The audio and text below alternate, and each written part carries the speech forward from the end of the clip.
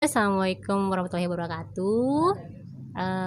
Kami dari Dinas Kesehatan Kota Cilegon, di bawah seksi kefarmasian Alkes dan PKRT, yaitu memfokuskan tentang PIRT, pangan industri rumah tangga, yang saat ini kita ketahui di Kota Cilegon itu memang UMKM itu sudah banyak, hampir mungkin lebih dari 20.000 ke atas.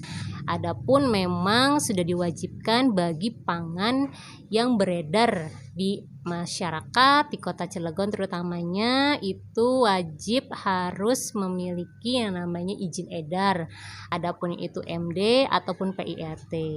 Yang difokuskan kalau untuk makanan kering dalam kemasan, makanan olahan dalam kemasan yang usianya di atas 7 hari atau lebih itu sudah wajib memiliki izin edar PIRT ataupun MD ya. MD itu adalah nanti yang mengeluarkan izinnya adalah Badan POM, dan PIRT itu nanti akan mengeluarkannya izin kabupaten kota ya, dinas kabupaten kotanya.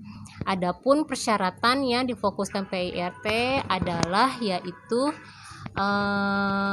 harus memiliki yang namanya sertifikat penyuluhan keamanan pangan. Jadi itu semacam pelatihan, pretest atau posttest, ada materi yang begitu banyak yang diselenggarakan oleh Dinas Kesehatan Kota Cilegon. Narasumbernya pun sudah bersertifikat DFI. Nanti para peserta yang telah mengikuti atau memiliki penyuluhan keamanan pangan atau mengikuti pelatihan tersebut itu berhak untuk mendapatkan sertifikat PIRT-nya.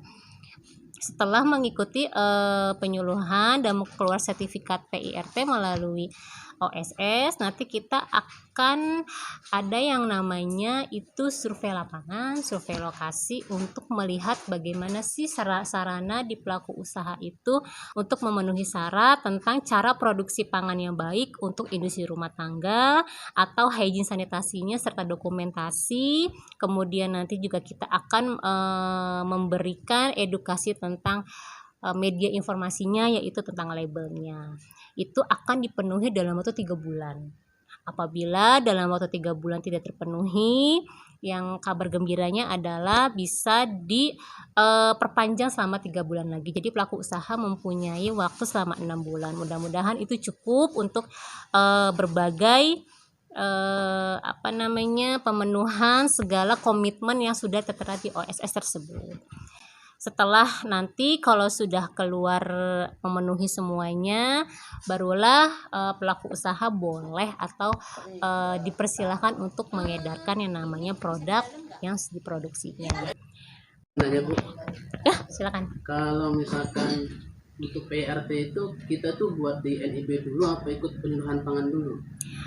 Oke, itu yang selalu ada pertanyaan dari pelaku usaha ya, NIB dulu apa PIRT dulu.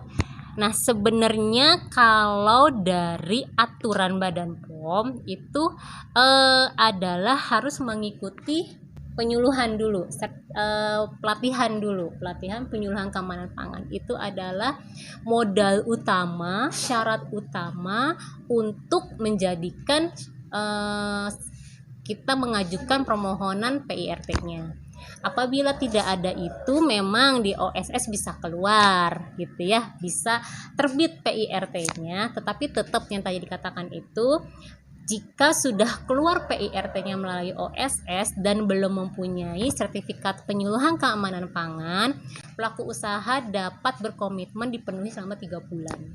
Ya, dan bisa diperpanjang selama 3 bulan lagi, jadi 6 bulan. Apabila selama 6 bulan tidak terpenuhi di poin sertifikat penyuluhan keamanan pangan itu, ya mungkin nanti ada dinas kesehatan ataupun dari teman kami sektor ya, lintas sektor, itu Balai Besar POM di Serang, itu akan mungkin mengedukasi, membantu kenapa sampai tidak terpenuhi. Jadi langkahnya mana dulu? Ya bagusnya sih memang sertifikat dulu ya, sertifikat pelatihan dulu baru melangkah ke OSS-nya. Tapi kalau memang mau terbalik ya monggo, nggak apa-apa, tapi ya 3 bulan itu harus terpenuhi. Jadi Kalau yang sudah berjalan, penyelenggara boleh siapa aja, yang pasti yang tadi itu Dinas Kesehatan Kota Cilegon harus tahu, karena Dinas Kesehatan Kota Cilegon yang mengeluarkan sertifikat penyuluhan keamanan pangannya.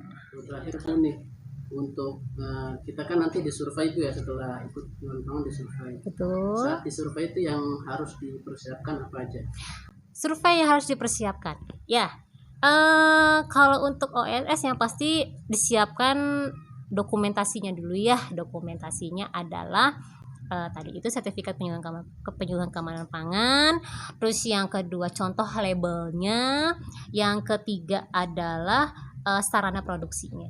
Ya, sarana produksi itu ada 4 tahap yang kami tinjau, yang kami edukasikan. Yang pertama itu ruang penyimpanan bahan bakunya seperti apa, kemudian ruang produksinya seperti apa, yang ketiga ruang packaging pengemasan ya seperti apa, dan terakhir adalah ruang penyimpanan produk akhir itu seperti apa. Nanti kita beritahu bila mana ada kekurangan, ya pasti kita akan beri masukan. Bila memang sudah bagus dipertahankan. Yang penting kita tidak melihat bagusnya, yang kita lihat adalah terlihat rapi, tertata dan bersih, itu aja.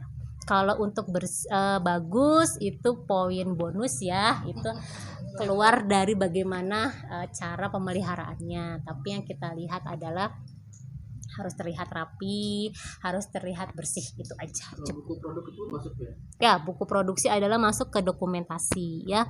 Buku produksi adalah sebagai dasar untuk kita pedoman bila mana yang namanya pangan itu kan pasti terjadi keracunan pangan. Ya, harapan kami dengan adanya survei seperti ini, survei tinjauan lapangan, itu untuk menurunkan ya atau menekan yang namanya keracunan pangan. Kita lihat dari mutu dan kualitasnya seperti apa. Itu adalah buku dasar untuk menelusuri bahan-bahan apa aja sih yang sudah dimasukkan ke dalam produknya. Kalau memang sudah tepat, sudah benar, insya Allah apa yang sudah diedukasikan itu aman untuk masyarakat. Nggak ada dokumen baru gitu Bu setelah disurvei, terus nanti kita dapat dokumen apa lagi?